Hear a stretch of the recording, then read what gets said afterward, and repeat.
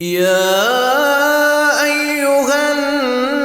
الناس اعبدوا ربكم الذي خلقكم والذين من قبلكم لعلكم تتقون. الحمد للہ والصلاة والسلام علی رسول اللہ واشہد ان لا الہ الا اللہ وحدہ لا شریک لہ واشہد ان محمدا عبدہ ورسولہ وبعد. اعوذ باللہ السمیع العلیم من الشیطان الرجیم من ہمزہ ونفخہ ونفثہ. بسم اللہ الرحمن الرحیم. استعاذہ اور بسم اللہ بسملہ یہ قرآن کی تلاوت سے پہلے بڑی اس کی اہمیت ہے. اللہ رب العزت نے استعاذہ کا حکم دیا ہے. جمہور علماء تو اس حکم کو سنت اور استحباب کے درجے میں سمجھتے ہیں، لیکن کچھ علماء اس کے وجوب کے بھی قائل ہیں، جیسا کہ حضرت عطا سے نقل کیا گیا ہے کہ وہ وجوب کے قائل تھے، اور امام داؤد سے بھی نقل کیا گیا. احمد بن اعظم نے بھی اسی کو ترجیح دی ہے کہ اللہ رب العزت نے حکم دیا فاستعذ باللہ،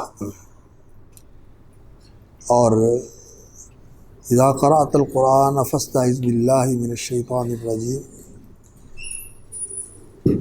جب آپ قرآن پڑھنا چاہیں، اذا اردت القراءۃ،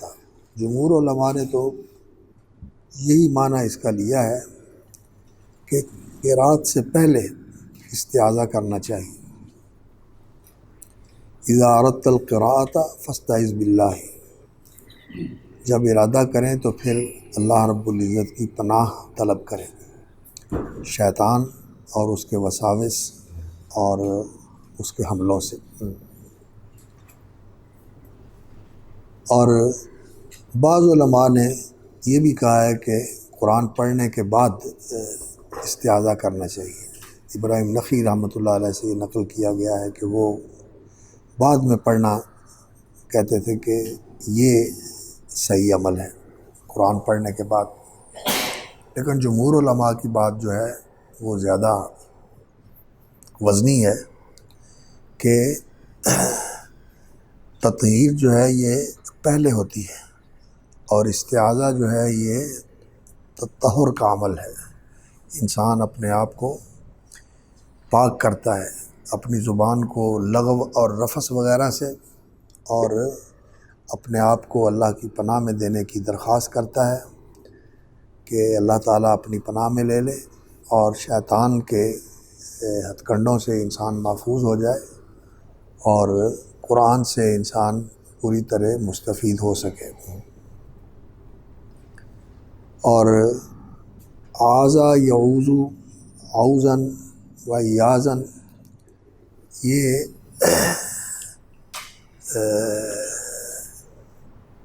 شر سے بچنے کے لیے کسی کی پناہ حاصل کرنا، اس کے لیے آذا یعوذ کا لفظ استعمال ہوتا ہے. اور لاذا یلوذ، یہ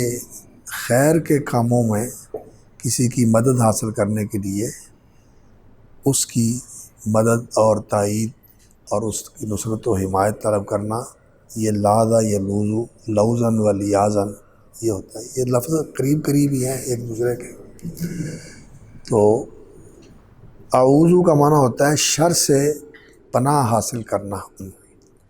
اور الوذ کا معنی ہوتا ہے خیر کو حاصل کرنے کے لیے مدد چاہنا. تو شیطان جو ہے یہ انسان کا دشمن ہے، اور وہ نیکی کے راستے کی طرف آنے ہی نہیں دیتا. اور اگر نیکی کی راہ پہ انسان آ جائے تو اس کی کوشش ہوتی ہے کہ انسان کو ایسے مشغول کر دے کہ انسان اس راہ پہ قائم نہ رہے، یا پھر کوئی ایسا جو ہے وہ حملہ کرے اور وار کرے جس سے انسان کی وہ نیکی خراب ہو جائے، اس میں اخلاص نہ رہے، اتباع سنت نہ رہے، یا انسان کی ہوا و ہوس کا اس میں کوئی شائبہ شامل ہو جائے، تو اس طرح اس نیکی کو بگاڑنے کی اور بیکار کرنے کی کوشش کرتا ہے۔ تو اللہ رب العزت کی پناہ حاصل کی جاتی ہے۔ اعوذ باللہ من الشیطان الرجیم، یہ الفاظ تو آپ جانتے ہیں، فاستعذ باللہ من الشیطان الرجیم اسی کی تعمیل ہے، اعوذ باللہ من الشیطان الرجیم۔ اور بعض مقامات پر ایسا بھی ہے کہ انہ سمیع علیم، اللہ رب العزت کی وَإِمَّا يَنزَغَنَّكَ مِنَ الشَّيْطَانِ نَزْغٌ فَاسْتَعِذْ بِاللَّهِ إِنَّهُ هُوَ السَّمِيعُ الْعَلِيمُ، سورہ حامیم فصلت میں اللہ رب العزت نے فرمایا۔ تو وہاں السمیع العلیم کا بھی اللہ رب العزت کی صفت کا ذکر کیا گیا ہے، تو اس صفت کو ساتھ ملا کر اعوذ باللہ السمیع العلیم من الشیطان الرجیم۔ اور حدیث کے اندر اس میں یہ الفاظ بھی منقول ہیں کہ رسول اکرم صلی اللہ علیہ وسلم جب استعاذہ کرتے تھے تو سبحانک اللہم و بحمدک و تبارک اسمک و تعالی جدک و لا الہ غیرک لا الہ الا اللہ لا الہ الا اللہ اللہ اکبر اللہ اکبر اللہ اکبر اللہ اکبر کبیرہ اللہ اکبر کبیرہ، پھر اعوذ باللہ السمیع العلیم من الشیطان الرجیم من ہمزہ و نفخہ و نفثہ، ان الفاظ کے ساتھ استعاذہ کرتے تھے۔ تو یہ جو صفات ہیں جن کا اضافہ بعض آیات سے ملتا ہے اور بعض احادیث سے ملتا ہے، تو یہ اصل میں اسی کی تفصیل اور اس کی تفسیر ہے، یہ۔ اور اعوذ باللہ من الشیطان الرجیم اس میں وہ ساری چیزیں آ جاتی ہیں۔ تو اعوذ باللہ من الشیطان الرجیم، اعوذ بکا یہ نہیں کہا بلکہ لفظ الجلالہ ذکر کیا ہے، اس میں ظاہر کو استعمال کیا ہے، اور اس میں ظاہر جو ہے یہ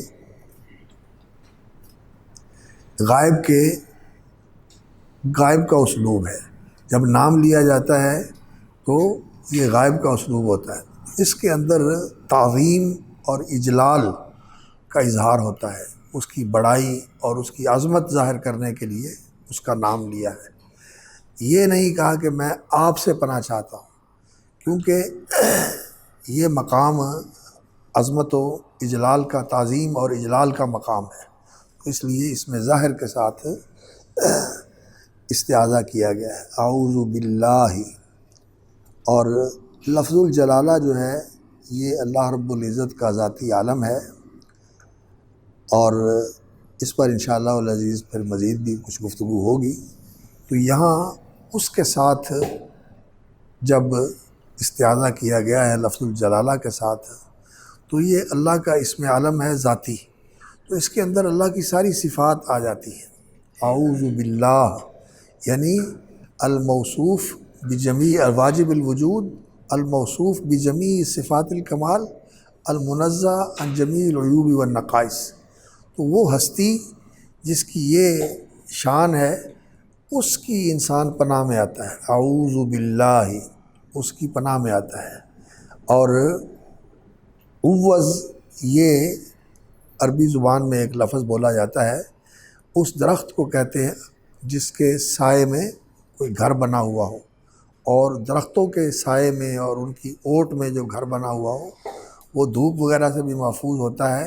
اور اس کا موسم بھی بہتر ہوتا ہے۔ اور اسی طرح عوض اس ہڈی کو بھی کہا جاتا ہے جس کے اوپر گوشت چمٹا ہوا ہو اور اسے اس سے الگ نہ کیا جا سکتا ہو۔ تو یعنی جو کسی کی پناہ میں آ جائے وہ عائز ہے، اور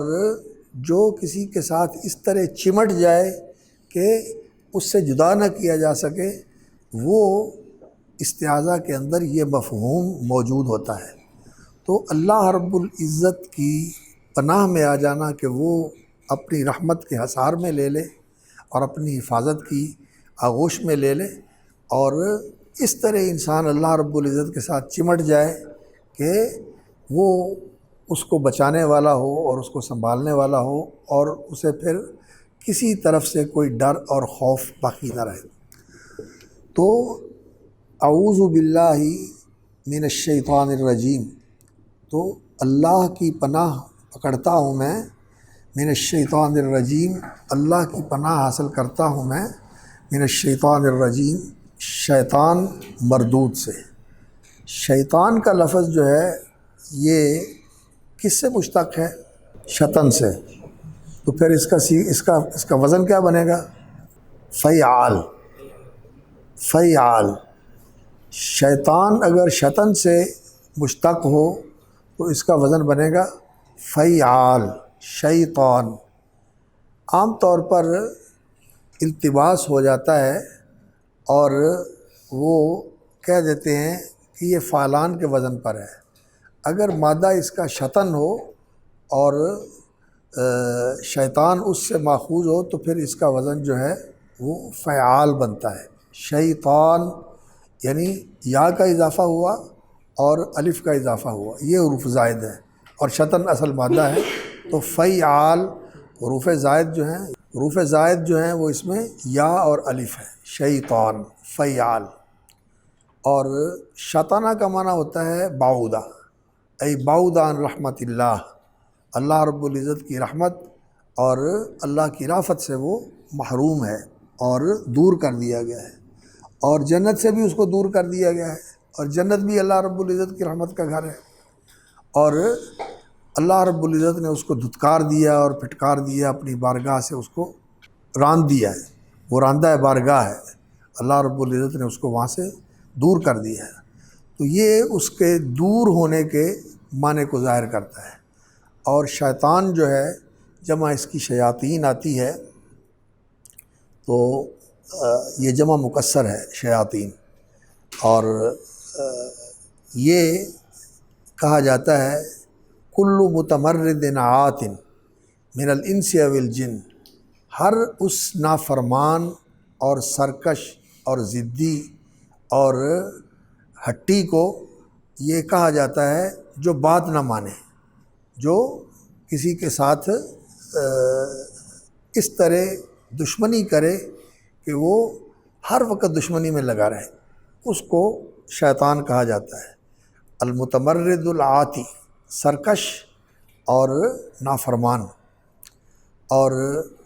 شیطان کے لیے دور ہونا اس معنی میں بھی بولا جاتا ہے کہ یہ اپنی فطرت اور اپنے مزاج میں، انسانی فطرت اور مزاج سے دور ہے، اور اپنی نافرمانی اور بغاوت اور سرکشی کی وجہ سے اللہ کی رحمت سے دور ہے۔ تو یہ شیطان کا لفظ جو ہے اس معنی کو ظاہر کرتا ہے کہ بعید بطبعہ عن طباع الانس و بعید بفسقہ عن رحمت اللہ و احسانہ، اللہ کی رحمت اور اللہ کے احسان سے وہ اپنے فسق اور اپنی نافرمانی کی وجہ سے دور ہو جاتا ہے۔ اور ایک دوسرا بھی اس کا اشتقاق جو ہے علماء ذکر کرتے ہیں، وہ کیا ہے؟ شیط سے، شاط یشیط شیطن، شاط یشیط شیطن و شیاطن، اس کا معنی ہوتا ہے احتراق و توہج،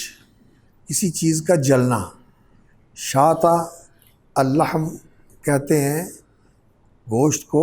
سلاخ پہ ڈال کر، سلاخ پہ لگا کر اس کو سینکنا اور اس کو بھوننا۔ تو اسی طرح شاطہ کا معنی ہوتا ہے کسی کا جلنا اور اس کا بھڑکنا۔ تو اگر شاطہ یشیطو سے اس کا مادہ جو ہے، اس کا اشتقاق تسلیم کیا جائے تو پھر اس کا وزن فعلان بنتا ہے۔ شیطان اگر اس کا مادہ شیط مانا جائے تو پھر شیطان، فعلان اس کا وزن بنتا ہے جب اس کا مادہ شیط ہو۔ تو اس سے مراد پھر ہلاک ہونا، تباہ ہونا، برباد ہونا، یعنی یہ معنی بھی اس میں آتا ہے جل گیا، بھن گیا، برباد ہو گیا، تباہ ہو گیا۔ اور یہ معنی بھی اس کے اندر آتا ہے کہ وہ عداوت اور دشمنی کی آگ میں جل رہا ہے۔ اس عداوت اور دشمنی کی آگ میں جلنے والے دشمن کے شر سے محفوظ رہنے کے لیے انسان اللہ کی پناہ طلب کرتا ہے۔ اور الرجیم، رجم کا معنی ہوتا ہے کسی کو کسی چیز سے نشانہ بنانا، وہ حصی طور پر ہو یا وہ معنوی طور پر ہو۔ معنوی طور پر یہ ہے کہ کسی کو برا کہنا، کسی کی برائی بیان کرنا، کسی کو گالی دینا، یہ اس پر حملہ کرنا ہوتا ہے۔ اور معنوی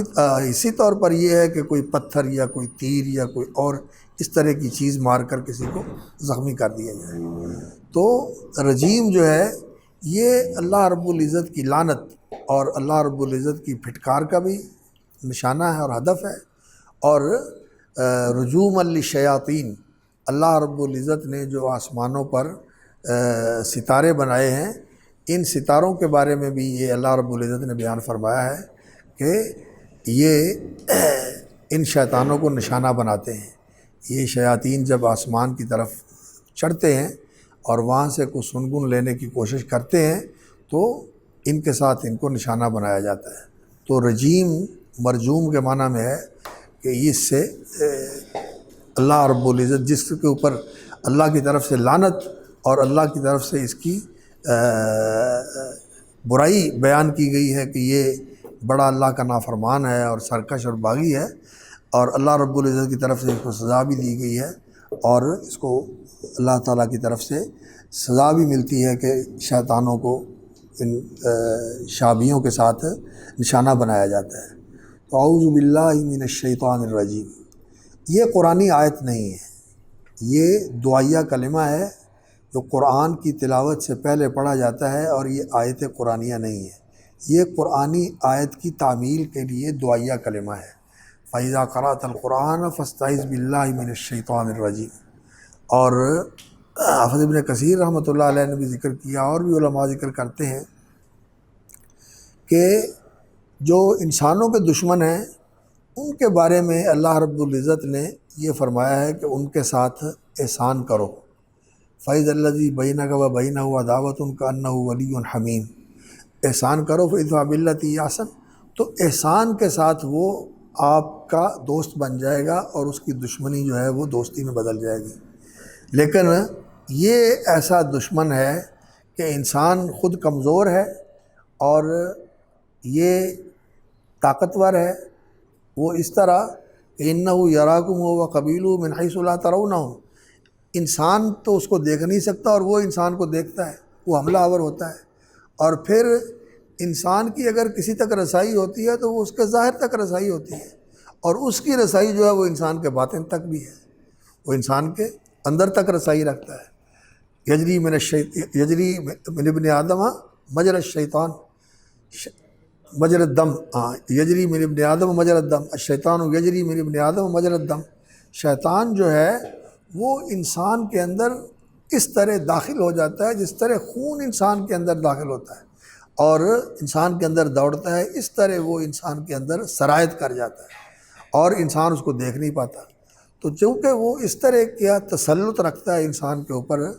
کہ دیکھتا بھی نہیں ہے انسان اس کو، اور وہ انسان کے اندر بھی گھس جاتا ہے، تو اس لیے انسان اس سے بچنے کے لیے پھر دوستی بھی کام نہیں آتی، تو پھر اس کا یہی راستہ ہے کہ انسان جو خالق ہے اس کا،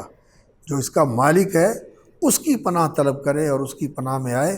اور اسی سے یہ التجا کرے کہ تو ہی مجھے اس کے شر سے بچا سکتا ہے۔ جس طرح کے لوگ کہتے ہیں کہ جو کسی نے کتا رکھا ہوا ہو کاٹ کھانے والا، تو اس کتے کے شر سے بچنے کے لیے اس کے مالک کو کہتے ہیں کہ تو اس کو سنبھال لے اور مجھے جو ہے نا اس کے شر سے بچا۔ تو اللہ رب العزت جو ہے وہ خالق ہے شیطان کا بھی، اور اللہ رب العزت کو کنٹرول ہے اس کے اوپر بھی کہ وہ اس کے شر سے انسان کو محفوظ کر سکے اور اسے روک سکے۔ تو اعوذ باللہ من الشیطان الرجیم، یہ استعاذہ انسان کو کرنا چاہیے، اور اغاثۃ اللہفان آپ کے پاس یہاں موجود ہے۔ وہ کتاب اس موضوع پر بڑی عظیم کتاب ہے، اغاثۃ اللہفان عن مصائد الشیطان۔ اس میں انہوں نے استعاذہ کے نکات اور لطائف بھی بیان کیے ہیں اور اس کی حکمتیں بھی بیان فرمائی ہیں، وہ آپ پڑھ لیں۔ تو اس کے شروع میں جو استعاذہ کی انہوں نے تفسیر کی ہے، یا ابن کثیر رحمۃ اللہ علیہ نے بھی اس کی تفسیر کی ہے، اس کا بھی آپ مطالعہ کر لیں اور اس کو دیکھ لیں، اور اس میں بہت اچھے فوائد ذکر کیے ہوئے ہیں۔ تو اعوذ باللہ السمیع العلیم من الشیطان الرجیم، تو اللہ رب العزت کی جو صفات ہیں السمیع العلیم، ان کا ذکر کیا گیا ہے قرآن مجید کے دوسرے مقام پر۔ اللہ تعالیٰ نے اپنی اسی صفت کا اظہار فرمایا ہے، تو یہ جب صفت اس کے ساتھ ذکر کی جاتی ہے تو السمیع وہ انسان کی درخواست کو، انسان کے کلام کو سننے والا ہے، اور العلیم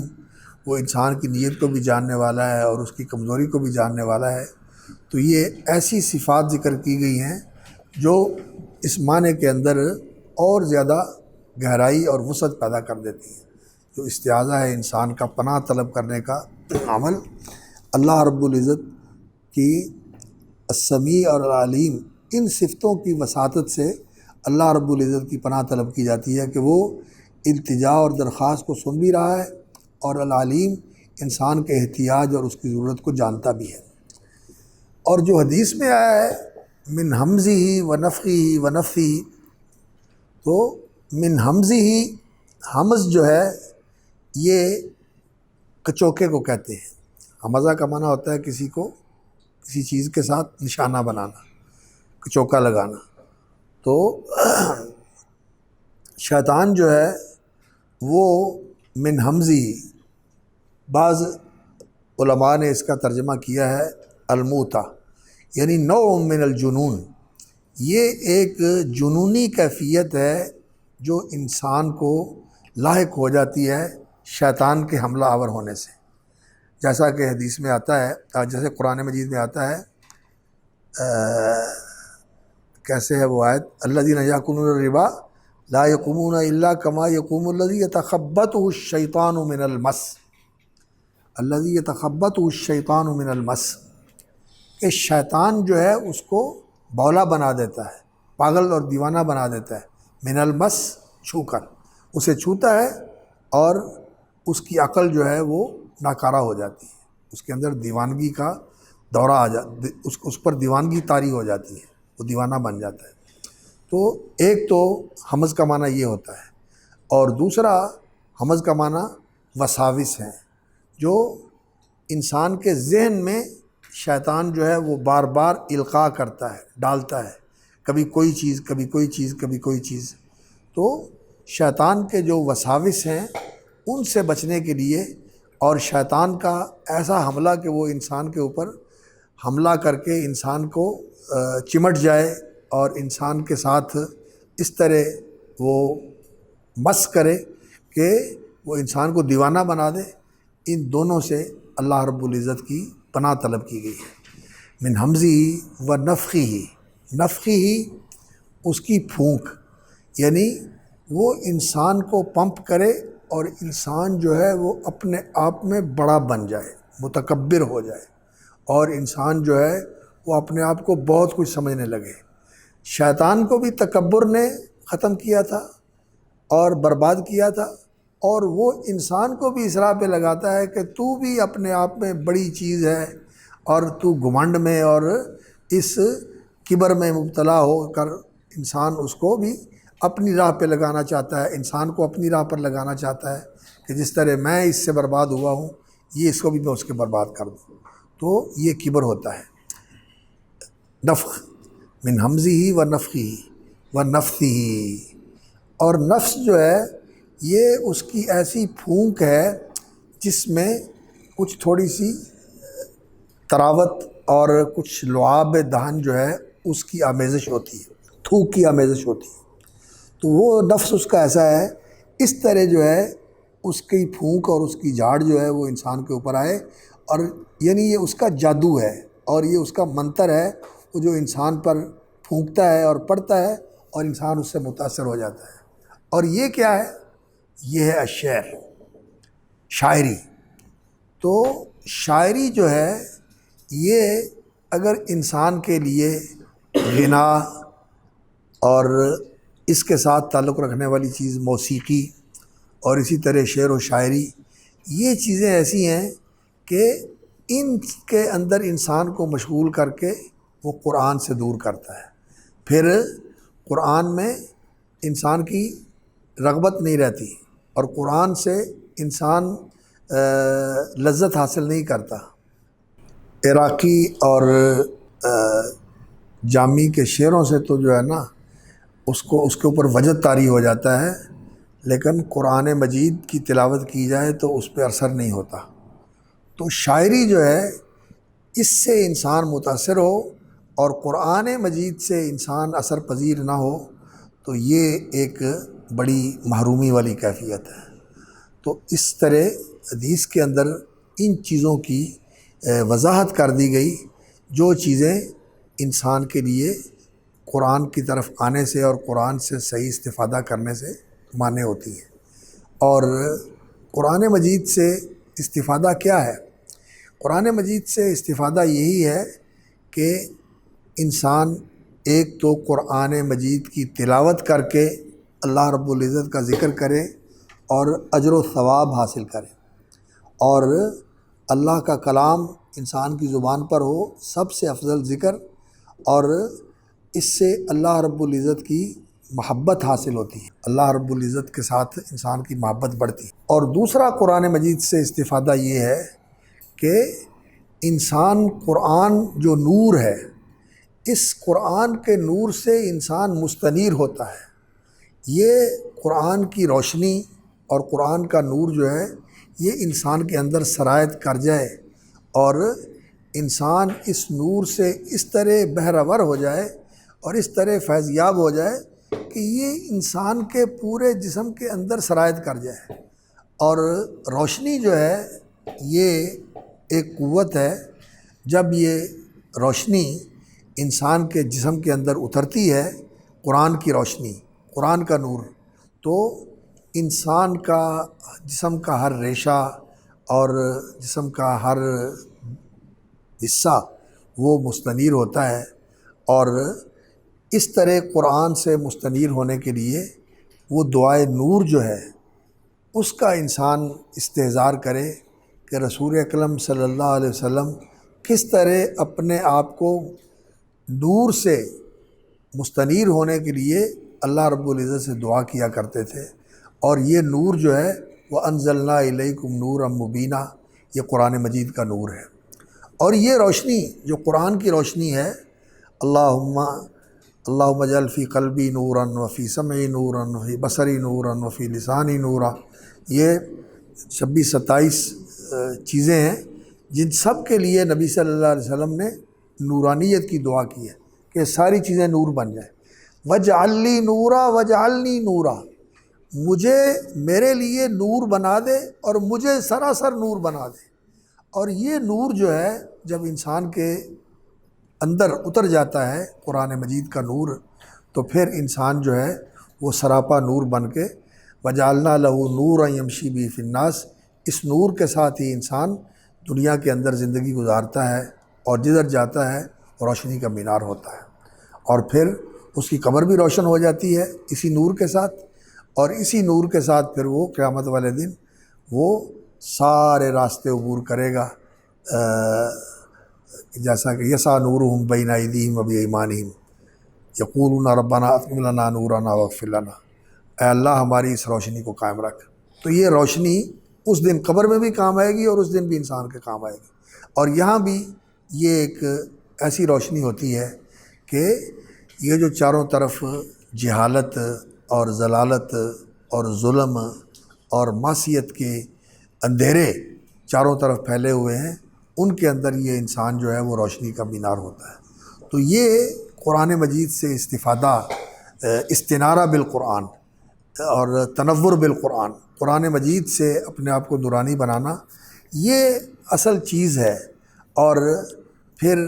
جو قرآن مجید کے علوم اور معارف ہیں، اور جو قرآن مجید کے حقائق اور بصائر ہیں، اور جو قرآن مجید کے اندر اللہ رب العزت نے اسرار و رموز بیان کیے ہیں عبادت کے، عبودیت کے، اور اللہ کی عظمت اور جلال کے، اور اس دنیا کی حقیقت کے اور آخرت کی عظمت کے، یہ راز جو ہیں جو قرآن میں بیان ہوئے ہیں، ان سے انسان صحیح بہرہ مند ہوتا ہے اور مستفید ہوتا ہے، اور ان سے فیض یاب ہو کر انسان اپنی اصلاح کرنے والا بنتا ہے، اور پھر انسان کی کایا پلٹ جاتی ہے، اور انسان کی جو ہے نا وہ حیثیت تبدیل ہو جاتی ہے۔ پھر یہ صرف ایک گوشت پوست کا انسان نہیں ہوتا، بلکہ وہ ایمانی اور روحانی برکات اور انوار و تجلیات کی وجہ سے ایک مختلف قسم کا انسان بن جاتا ہے۔ اور یہ قرآن ہے جو انسان کو بدلنے والی کتاب ہے، جو انسان کو تبدیل کرنے والی کتاب ہے۔ تو اس کے لیے استعاذہ اور استعانت باللہ یہ بہت ضروری چیز ہے۔ اس لیے جب انسان اعوذ باللہ السمیع العلیم من الشیطان الرجیم من ہمزہ ونفخہ ونفثہ اس کی تلاوت کرے تو اس طرح استعاذہ کرے، اور یہ شعوری طور پر کرے تو اس کے اثرات اور ہوتے ہیں۔ اور عام طور پر یہ ہوتا ہے کہ جو کام کثرت سے کیا جائے، روٹین میں کیا جائے، وہ صرف الفاظ ادا ہوتے ہیں اور اس کے معنی کا بھی استحضار نہیں ہوتا، چاہے جائے کہ انسان اس کی گہرائی کے اندر اترے۔ اصل چیز جو ہے نا وہ یہ ہوتی ہے کہ انسان ایک شعوری مخلوق ہے، اور ایک احساس والی اللہ رب العزت نے ہستی بنائی ہے، جس کے اندر حس اور احساس ہے، اور جس کے اندر شعور اور ادراک ہے۔ تو یہ شعور اور ادراک متحرک ہونا چاہیے، اور یہ حس انسان کی بیدار ہونی چاہیے کہ جو میں کہہ رہا ہوں میں اس کا فعل بھی قبول کروں، میرے اندر انفعال بھی ہونا چاہیے، جو میں کہہ رہا ہوں اس کا اثر بھی میرے اندر آنا چاہیے۔ تو پھر تو انشاءاللہ العزیز اس کی برکات ہوتی ہیں، اور یہ بڑا عظیم عمل ہے استعاذے والا۔ اعوذ باللہ من الشیطان الرجیم من ہمزہ ونفخہ ونفثہ یہ آدمی پڑھے، یا اعوذ باللہ السمیع العلیم من الشیطان الرجیم پڑھے، یا اکیلا اعوذ باللہ من الشیطان الرجیم بھی پڑھ لے تو ٹھیک ہے، لیکن اصل چیز یہ شعور اور یہ احساس اور یہ ادراک ہے کہ یہ الفاظ ادا کرتے ہوئے انسان کہہ کیا رہا ہے اور چاہ کیا رہا ہے، کہتا کیا ہے اور چاہتا کیا ہے۔ اور شیطان جو ہے، پھر دوسری بات یہ ہے کہ شیطان کے شر سے انسان اللہ سے پناہ چاہتا ہے، اور شیطان کے ساتھ دوستی انسان نہ چھوڑے، اور شیطان کے ساتھ تعلق اور شیطان کی جو راہیں ہیں خطوات الشیاطین، ان راہوں پہ چلتا رہے اور شیطان کے شر سے اللہ سے پناہ مانگے۔ تو یہ تو پھر ایسے ہی ہے کہ انسان کام جو ہے وہ الٹ کر رہا ہو، اور دعا جو ہے وہ اس کے خلاف کر رہا ہو۔ یہ کہہ رہا ہے کہ یا اللہ تو مجھے بچا لے، اور خود جو ہے وہ موت کی طرف بڑھ رہا ہے اور تباہی کی طرف پیش قدمی کر رہا ہے، اور اللہ کو کہتا ہے کہ اللہ مجھے بچا لے۔ اس طرح کا بچانا جو ہے یہ تو پھر اللہ رب العزت سے نعوذ باللہ استہزاء والی بات ہو جاتی ہے کہ کام مرنے والا کر رہا ہے اور دعا یہ کر رہا ہے کہ مجھے تو اس کے اس گڑھے سے بچا لے، تو یہ کام غلط ہے۔ تو انسان کو پھر شیطان سے دور ہونا چاہیے اور شیطان کی چالوں سے بچنا چاہیے، اور اس کے لیے جیسے عرض کیا اغاثۃ اللافان جو ہے اس کا ضرور مطالعہ کرنا چاہیے۔ یہ ابن قیم رحمۃ اللہ علیہ کی کتاب جو ہے وہ تلبیس ابلیس بھی بڑی اہم کتاب ہے علامہ ابن الجوزی رحمۃ اللہ علیہ کی۔ اس میں خاص طور پر جو علماء کے متعلق انہوں نے لکھا ہے کہ علماء کو کس طرح شیطان گمراہ کرتا ہے، اور اسی طرح اغاثۃ اللافان اس میں بھی انہوں نے یہ سارا ذکر کیا ہے کہ کس طرح انسانوں کو شیطانوں نے گمراہ کیا ہے، شرک میں مبتلا کیا ہے، اللہ سے دور کیا ہے، غفلت میں مبتلا کیا ہے، دنیا پرستی کے اندر مبتلا کیا ہے۔ تو یہ ساری چیزیں انسان کی اصلاح و تربیت کے لیے بڑی اہمیت رکھنے والی ہیں، ان کا بھی مطالعہ کرنا چاہیے۔